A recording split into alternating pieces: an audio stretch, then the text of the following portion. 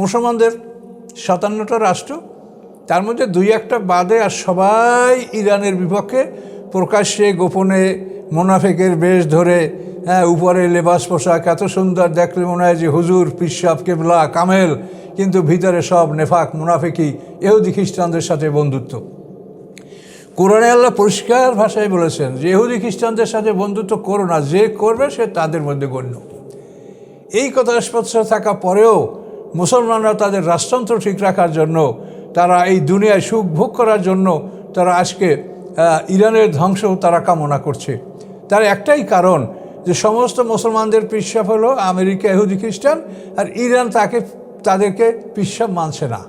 হয়তো ইরানকে ইরান সরাসরি বলে যে ওদের সাথে আমাদের কোনো বৈঠক নাই, যা হবে তাই হবে। তারা যদি মরে যায় তো আল্লাহর কাছে এইভাবে উপস্থিত হবে তারা যে তারা ইহুদি খ্রিস্টানদের পক্ষ অবলম্বন করে নাই।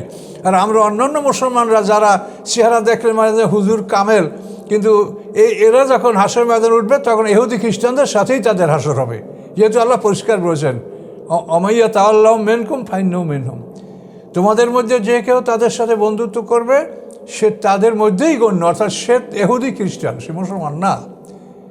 তাহলে মরবে সবাই। আয়াতুল্লাহ খামেনি শহীদ হয়েছেন, যারা এখন রাজতন্ত্র করছেন বা আমরা যারা নিরাপদে আছি, সবাই মরণ হবে বা শাহাদাত হবে, একটা হবেই। কাজে আমরা আল্লাহর কাছে কী নিয়ে যাবো সেইটা ভাবেন। তার কারণ আমরা আসলে শুধু লেবাস পোশাক ছাড়া আমাদের মধ্যে ঈমান খুব কম মানুষের মধ্যেই আছে। মুসলমানরা দুনিয়া কামনা করে। উহুদের যুদ্ধের সময় যে একটা বিশ্বাস ভঙ্গ করছিল মুসলমানরা, যে 50 জন তীরন্দাজ আর্চারি, 50 জন তীরন্দাজকে যে উহুদ পাহাড়ে রুমাত পর্বতে রাখা হয়েছিল, আল্লাহ রসুল বলছিলেন যে আমরা জিতি কে আর যে কোনো অবস্থায় তোমরা ইসলাম ত্যাগ করবে না আমার আদেশ ছাড়া। প্রথম পর্বে যখন মুসলমানরা এই যুদ্ধে জিতল, তখনই সবাই ওই লোকগুলি যে 50 জন আব্দুল্লাহ ইবনে জুবাইরের অধীনে ছিল, তারা বলল যে যুদ্ধ শেষ হয়ে গেছে, এখন আর আমাদের এখানে থাকার কী প্রয়োজন। তিনি বারবার নিষেধ করলেন যে আল্লাহ রসুলের আদেশ ছাড়া এখান থেকে আমরা নড়তে পারি না, আল্লাহ রসুলটা বলেছেন। কিন্তু তারা 50 জনের 38 জন ওখান থেকে বের হয়ে গেল, 12 জন থাকলো মাত্র। এই ঘটনায় কোরআনে আল্লাহ আয়াত নাযিল করেছেন যে মিনকুম মায়ুরুদুদ দুনিয়া অমিনকুম মায়ুরুদুল আখেরা, যে তোমাদের কতক দুনিয়া কামনা করে এবং তোমাদের কতক আখেরাত কামনা করে। তো কোরআনের ভাষ্য যেটা প্রথম উল্লেখ করা হয় সেইটা সংখ্যা বেশি। তো মিনকুম মায়ুরুদুদ দুনিয়া, এটা আল্লাহ আগে বলছেন যে তোমাদের মধ্যে কতক দুনিয়া কামনা করে, অমিনকুম মায়ুরুদুল আখেরা, তোমাদের কতক পরকাল কামনা করে। তাহলে পরকাল কামনাকারীদের সংখ্যা কম, আর দুনিয়া তলবকারী, দুনিয়া কামনাকারীদের সংখ্যা বেশি। এই আয়াত নাযিল হওয়ার পরে আব্দুল্লাহ ইবনে মাসউদ রাদিয়াল্লাহু তাআলা, বিশিষ্ট সাহাবী, তিনি বলেন যে এই আয়াত নাযিল হওয়ার পূর্বে আমি কোশ্চিন কালেও আমি চিন্তা করি নাই যে রাসূলের সাহাবী বা মুসলমানদের মধ্যে দুনিয়া কামনাকারী মানুষ আছে। এই আয়াত নাযিলের পরে আমার কাছে স্পষ্ট হয়ে গেল যে দুনিয়া কামনাকারী মানুষের সংখ্যা অধিক। মিনকুম মায়ুরুদুদ দুনিয়া অমিনকুম মায়ুরুদুল কাফেরা। তাহলে দুনিয়া কামনাকারী মুসলমান আমরা অধিক। কাজে এই মুসলমানদের পরিণতি আমাদের কি হবে? আজকে দেখেন আল্লাহ তাআলা যাদেরকে অভিশপ্ত বলেছে মাগদুবি আলাইহিম, এটা সমস্ত দুনিয়ার মানুষের কাছে স্পষ্ট যে মাগদুবি আলাইহিম মানে ইহুদি, দল্লিন মানে খ্রিস্টান, পথভ্রষ্ট। এখন এই দুইটা জাতির থেকে আমাদেরকে আল্লাহ তাআলা দূরে থাকতে বলেছেন। আর আমরা সমস্ত মুসলমানরাই বলতে গেলে যারা ক্ষমতাসীন, তারা সবাই, প্রত্যেকটা দেশেই ভালো ভালো মুসলমান আছে অসংখ্য, কিন্তু তাদের মুখ বন্ধ। এই সমস্ত ক্ষমতাসীন যাই এই মাগদুবি আলাইহিম এবং দল্লিন এদের অনুকরণকারী। কাজেই এই বিষয়টা আমরা আল্লাহর দরবারে আমরা কীভাবে উপস্থিত হব বলেন? আমাদের কি সমস্যা? শিয়ারা আমাদের কি ক্ষতি করছে? মুসলমানদের মধ্যে আমরা শুনি আমাদের কি দল নাই? আমাদের বাংলাদেশেও তো 100 ঊর্ধ্বে দল আছে, এবং আমাদের মধ্যে কোনো কোনো দল এমন আছে যারা স্পষ্ট শিরকে লিপ্ত। ওদের মধ্যে এরকম ভালো মন্দ আছে, ওদের মধ্যে এরকম শত শত দল আছে। কাজে এই জন্য আপনি তাদেরকে তো আর বলতে পারেন না যে আল্লাহ তাদের উপর অভিশাপ করছে বা আল্লাহ তাদের থেকে আমাদেরকে দূরে থাকতে বলছে, এমন কথা তো আপনি বলতে পারছেন না। কাজে আজকে তাদের ধ্বংস আর আমরা মুসলমানরা প্রকাশ্যে গোপনে তাদের সহযোগিতা করছি। কাজে আমাদের পরিণামটা কি? আমরা কোন মুখে আল্লাহর দরবারে হাসর ময়দানে উঠব? আমি আপনাদেরকে অনুরোধ করছি, দেখেন যে আমরা যে দেশে বসবাস করি, এখানে আমাদের মাঝে হিন্দু আছে, খ্রিস্টান আছে, ইহুদি আছে, বৌদ্ধ আছে, বিভিন্ন জাতের লোকজন আমরা একসাথে বসবাস করছি। কোনো সমস্যা নাই। হিন্দুরা তাদের পূজা স্বাধীনভাবে করছে, ইহুদিরা তাদের ধর্ম পালন করছে, খ্রিস্টানরা তাদের বড়দিন পালন করছে, বৌদ্ধ পূর্ণিমা তারা পালন করছে, সবই তো সবাই করছে। তো আমাদের মধ্যে যদি শিয়া থাকে, তারাও তাদের দিন পালন তাদের মতে করুক, সেটা তো আল্লাহ তো কোরআনে বলেই দিয়েছেন, লা ইকরাহা ফিদ-দীন, আমার এই দিনে কোনো জবরদস্তি নাই। কাজেই তোমাদের কাজ হচ্ছে মানুষকে সঠিকভাবে বলে দেওয়া, বুঝিয়ে দেওয়া তোমাদের কাজ। কাজে আমরা আজকে এমনভাবে নিষ্ঠুর কীরূপ হলাম যে আজকে এই একটা জাতি, তাদেরকে সমগ্র পৃথিবীর কাফেররা একত্রিত হয়ে তাদেরকে মারার জন্য এগিয়ে আসে, আর আমরা মুসলমানরাও সেই শত্রুদের সাহায্য করছি। কোন মুখে আমরা আল্লাহর কাছে উঠবো বলেন? এই কথাগুলির আপনি কী জবাব দেবেন? যে আপনার দেশে হিন্দু বসবাস করতে পারে, তাতে কোনো সমস্যা নাই, কেউ শিয়াকে হিন্দু দেশের খারাপ হলো?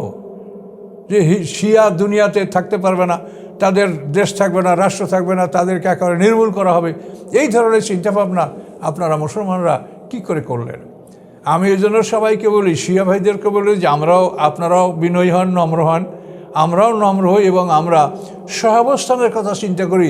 আমাদের সবার সামনেই মৃত্যু আছে, সবার সামনে কিয়ামত আছে, সবার সামনে বিচার আছে। এই কথাগুলো একেবারে ভুলে গেলে তার পরিণামটা ভয়ঙ্কর হবে, অতি খারাপ হবে। পরকালের একটা দিন 1000 বছরের সমান। কার যদি 1 সপ্তাহ সাজা হয়, সেটা হবে 7000 বছর। কারো যদি 1 বছর সাজা হয়, সেই সাজাটা দুনিয়ার হিসেবে 3,65,000 বছর তার শাস্তি হবে। এতে কোনো সন্দেহ আছে? কাজে এই জন্য আপনাদের কাছে অনুরোধ যে এখন পৃথিবী যে অবস্থায় গেছে, এখনও আমাদের ফিরে আসা উচিত। আমাদের এখনও ফিরে আসা উচিত। এবং মনে রাখবেন, শেষ পর্যন্ত ঈসা আলাইহিস সালাম যখন আসবেন, তার আগে হয়তো ইমাম মাহদিও আসবেন। এরা আসার পরে এই ইহুদি খ্রিস্টান এবং এদের সমর্থক যারা, এরা সবাই পরাজিত হবে। ঈসা আলাইহিস সালাম এবং তার সমর্থক যারা, প্রকৃত মুসলমান যারা, ঈসা আলাইহিস সালামের উম্মত খ্রিস্টানরা না। খ্রিস্টানরা ঈসা আলাইহিস সালামকে আল্লাহর পুত্র বলেছে, এবং এজন্য আল্লাহ বলছেন যে তারা এত বড় অপরাধ করেছে যে অপরাধে মনে হয় যেন আকাশ ফেটে যাবে, পৃথিবী চুরমার হয়ে যাবে, পাহাড় ভেঙে যাবে। এত বড় অপরাধ তারা করেছে যে আল্লাহর তারা পুত্র সন্তান সাব্যস্ত করেছে। কাজে এই জন্য এই খ্রিস্টানরা ঈসা আলাইহিস সালামের দলের লোক নয়। ঈসা আলাইহিস সালামকে যারা সঠিকভাবে তিনি মারিয়ামের পুত্র ঈসা, আব্দুল্লাহ এবং আল্লাহর রসুল, এই কথা যারা বিশ্বাস করে, তারা ঈসা আলাইহিস সালামের দলের লোক।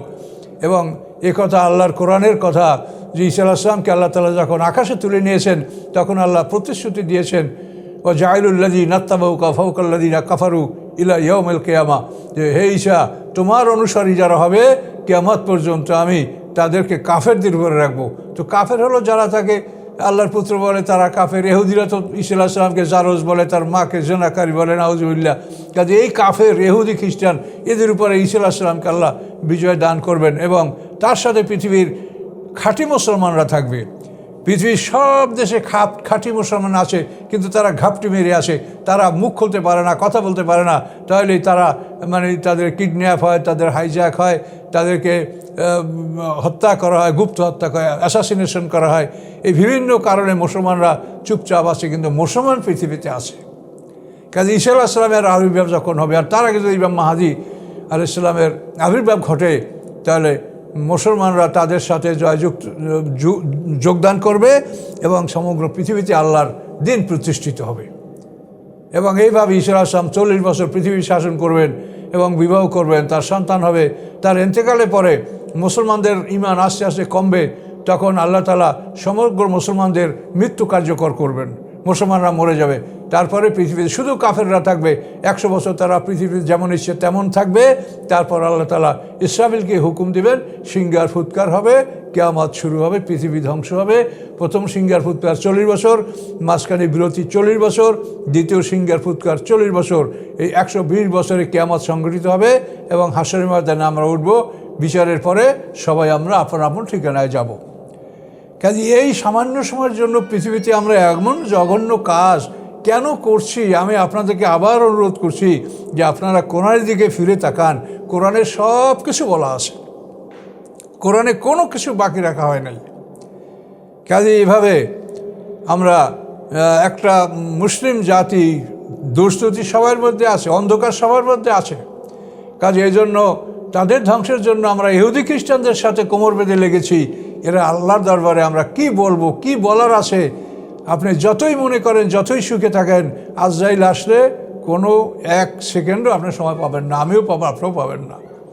কাজে মুসলমানদের সতর্ক হওয়া উচিত। মুসলমানদের এখনও ফিরে আসা উচিত ইহুদি খ্রিস্টানদের থেকে, এবং মুসলমানরা ঐক্যবদ্ধ হলে, এখন দেখেন একটা ইরান শক্ত হয়ে দাঁড়াইছে, তাতে সমগ্র পৃথিবী থরথর কাঁপছে। তাহলে এখন যদি সমস্ত মুসলমান রাষ্ট্রগুলি একমত হয়ে যদি ইহুদি খ্রিস্টানদের বিরুদ্ধে দাঁড়াতো, তাহলে নিশ্চয়ই তারা মুসলমানদের দিকে মাথা তুলে তাকাতে পারতো না। কিন্তু আজকে সেই মুসলমানরা ইহুদি খ্রিস্টানদের গোলামি করছে আর অপমানজনক জীবনযাপন করছে। কাজে এর পরিণাম সামনে অত্যন্ত ভয়ঙ্কর। কাজে আমি বলবো আপনাদেরকে যে কোরআনের দিকে তাকান। যারা শক্তি আছে, যাদের শক্তির উপর আপনারা ভরসা করছেন, আল্লাহ বলছে তাদের শক্তি চিরদিন থাকবে না, আমি তাদেরকে সমূলে ধ্বংস করব অথবা তাদেরকে কঠিন শাস্তি দিব। কাজে আপনাদের এই পিশাবদেরও শক্তি চিরদিন থাকবে না। কাজেই আল্লাহর শক্তি চিরস্থায়ী। কাজে আল্লাহর উপরে ভরসা করেন, আর এই সমস্ত বাতিলদের হাতে মাথা তুলে দিয়েন না, নিজেদের সার্বভৌমত্ব তুলে দিয়েন না, নিজেদের মান-ইজ্জত বাতিলের হাতে তুলে দিয়েন না। এটাই অনুরোধ করছি, এবং এটা আল্লাহর কোরআনের পক্ষ থেকে আপনাদেরকে এই কথা আমি বলেছি। ওমা আলাইনা ইল্লাল বালাগ। আসসালামু আলাইকুম ওয়া রাহমাতুল্লাহ।